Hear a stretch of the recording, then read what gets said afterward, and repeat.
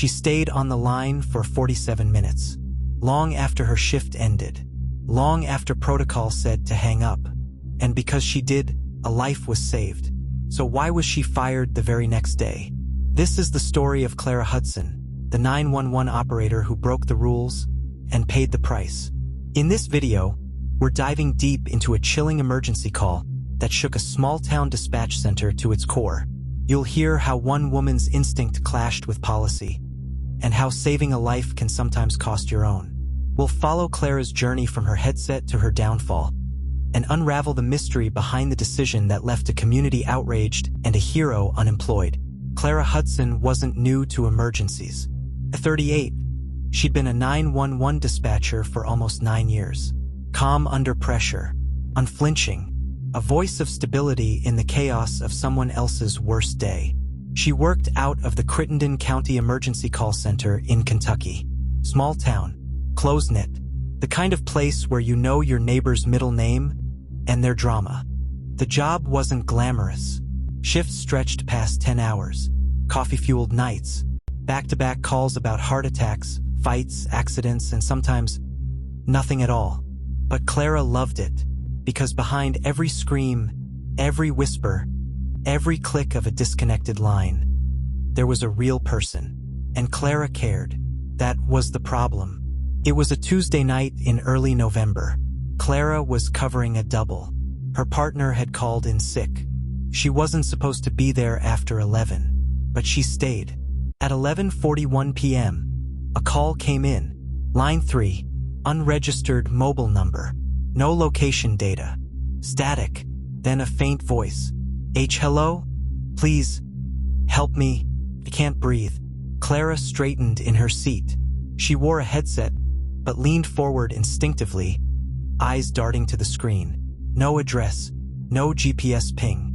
Just a voice, shaky, muffled, like someone speaking through cloth. Ma'am, this is 911. Can you tell me where you are?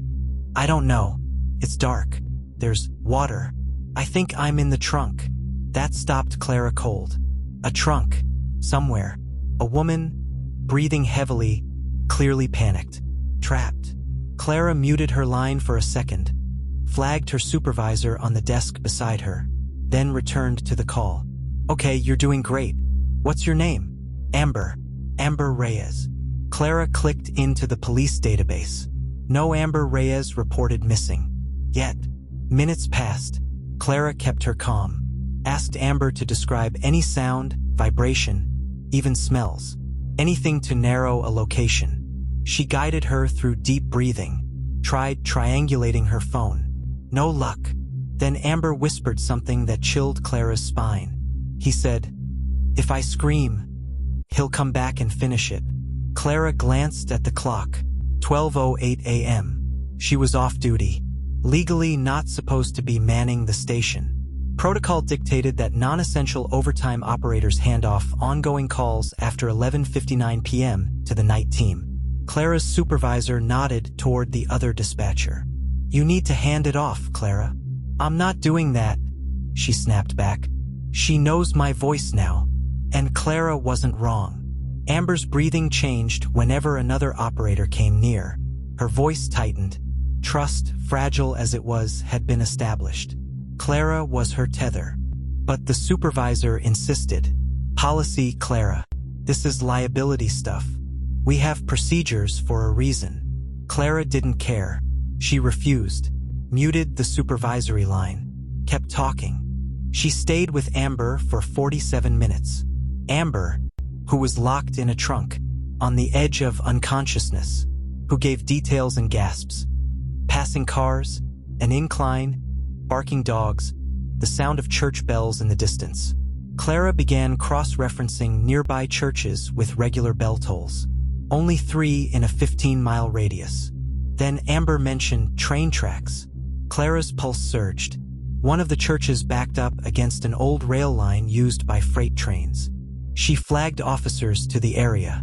They didn't find anything at first, until one patrol unit heard a weak tapping. It was coming from the back of a blue Toyota Corolla parked under a viaduct. Amber was found inside, bound, bruised, barely breathing. Alive, Amber Reyes, 27, had been missing for just under 24 hours. Her roommate thought she was out with friends. Turns out, she'd been abducted from a parking garage after work. The man who took her, Gregory Fallon, was a maintenance worker with a record. No one had suspected him. He was arrested within the hour. The town erupted in praise. The sheriff's department released a statement crediting excellent dispatch coordination and swift police response. Clara wasn't mentioned. In fact, the next day, Clara was called into HR.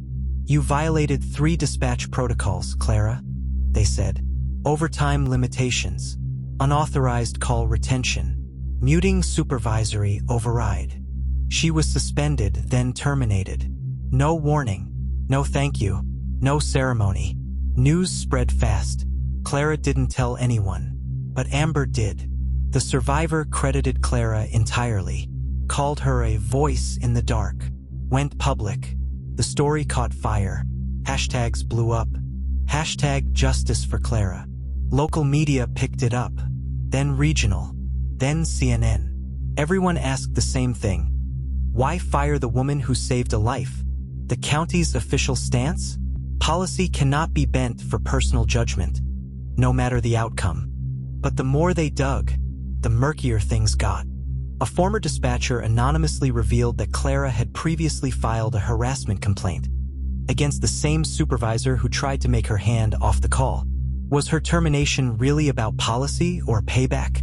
Meanwhile, Amber faced ongoing trauma. She refused to give public interviews except one, where she made her plea. Clara didn't just save my life. She stayed with me. She didn't hang up.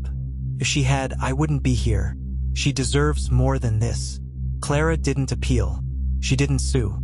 She quietly moved 2 towns over and took a night job at a call center. Not 911, just customer support. When asked if she'd ever work dispatch again, she said, "Only if the rules change."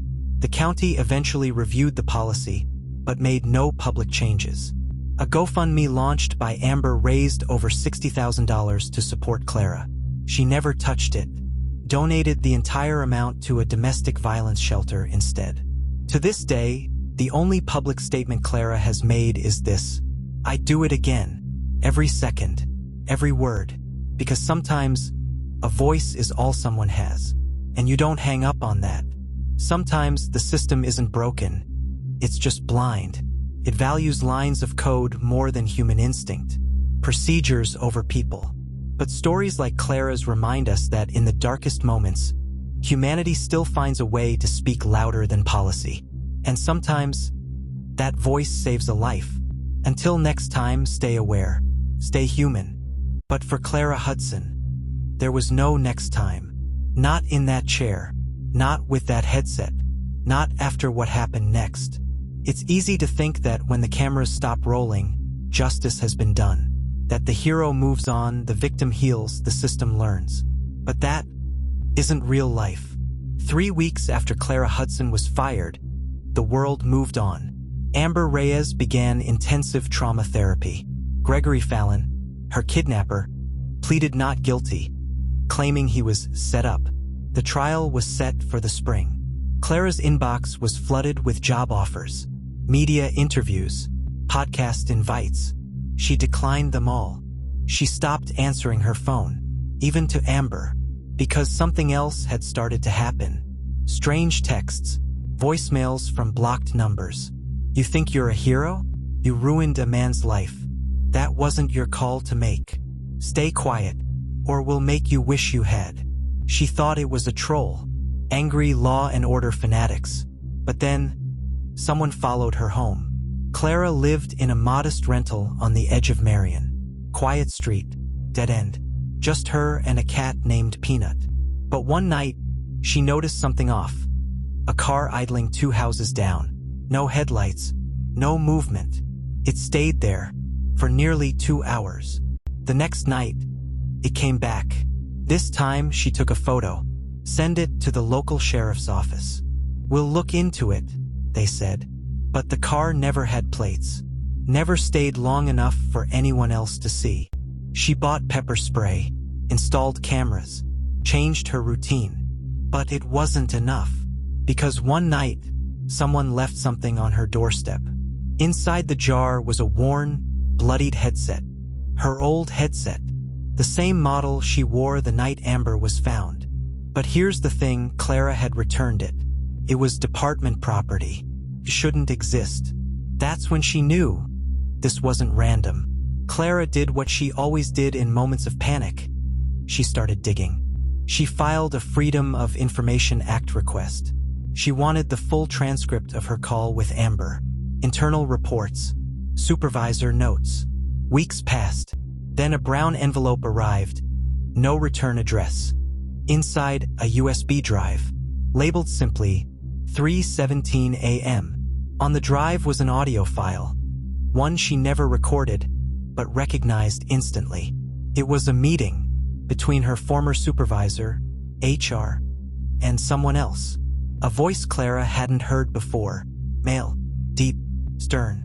We can't have her testifying. That call should have been scrubbed. She kept the line open. She heard things. Terminate her quietly. No legal battle. Just a policy violation. The man never says his name. But Clara remembered Amber saying something. Just once, during the call. He said his boss knows the cops. He said nobody would believe me anyway. The pieces were fitting together. Too well. Fallon wasn't acting alone. And someone didn't want Clara or Amber alive to prove otherwise. Just as Clara was piecing this together, Amber vanished. She missed therapy, stopped responding to texts. Her voicemail was full. Her roommate reported her missing again, for weeks after being rescued. And the same night, Clara got a call. Unregistered number, just like before. She didn't answer at first. Let it ring. Then, on the sixth call, she picked up. Clara, it's happening again. He's not the only one. The line was cut out. Clara froze. She had no authority, no badge, no access. But she had instincts, and a past that refused to stay buried. Clara called in a favor, from the only friend still on the inside. Officer Denise Holloway, beat cop, straight shooter, knew Clara since the academy days before she became dispatch. Denise met Clara in secret, at a diner outside city limits. Clara played her the audio from the USB. Denise sat still, then said 3 words that confirmed Clara's worst fear. That voice is Braxton. Lieutenant James Braxton, Internal Affairs. A man known for cleaning up inconvenient cases. Former narcotics. Tied to 2 suicide cover-ups. No charges. No suspensions. And, according to Denise, he'd been Fallon's handler when Fallon worked as a paid CI. Clara's blood ran cold. She hadn't just saved Amber. She'd exposed a web of corruption. Dirty cops. Suppressed evidence. And now, someone was tying up loose ends. Amber was one. Clara was next. Clara had one choice: go public. But she didn't trust the news anymore. Instead, she used the tools she knew best: dispatch systems. She created a burner account, uploaded the USB recording, shared it with investigative journalists, civil rights groups, and one encrypted online forum known for leaking police misconduct records. Then, she waited. The next night, her doorbell rang. 2 men, not in uniform, said they were from Federal Review, flashed badges, asked to come in. Clara didn't answer. Instead, she clicked a button under her desk. The camera system she'd installed weeks ago streamed directly to a public cloud. She whispered, "I hope you're watching." Then the power went out. Blackout. Total silence. What happened over the next 6 minutes was chaos. Clara crawled to her safe room, a closet reinforced with a steel bar and old tornado supplies. She locked the door, held her phone tight, dialed 911. No answer. The system was down. She waited. Minutes crawled by. Then a siren. Tires screeched. Lights. Shouting. The door to her home was busted open, but it wasn't the intruders this time. It was Denise, armed, backed by 3 off-duty officers she trusted. The men were gone, but they'd left something behind.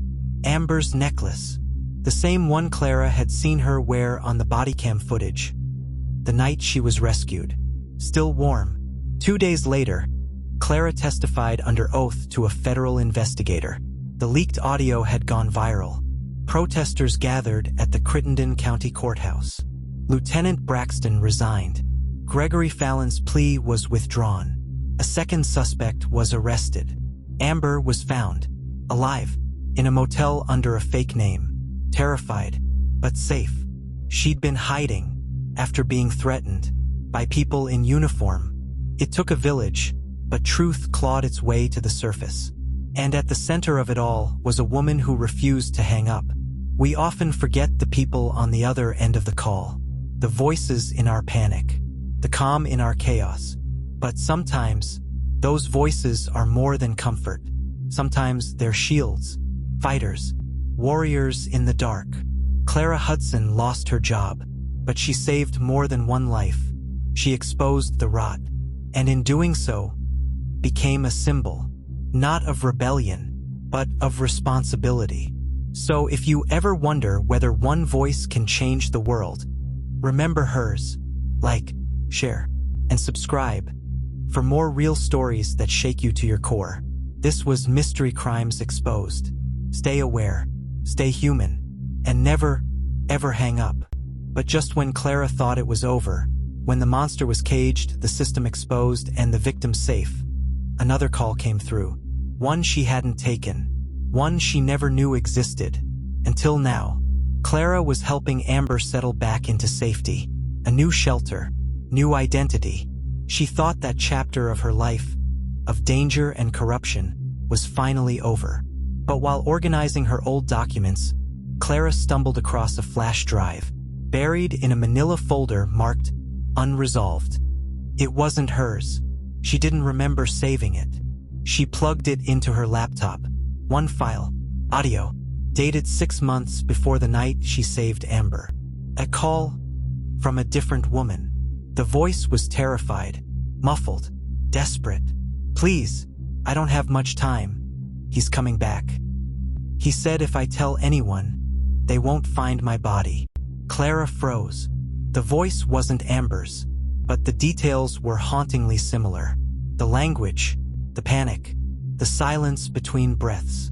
It was another trunk call, another woman, and this one ended differently. There was no resolution, no police response, no record in the system. It just ended. "Tell Clara Hudson she's next." Clara's heart stopped.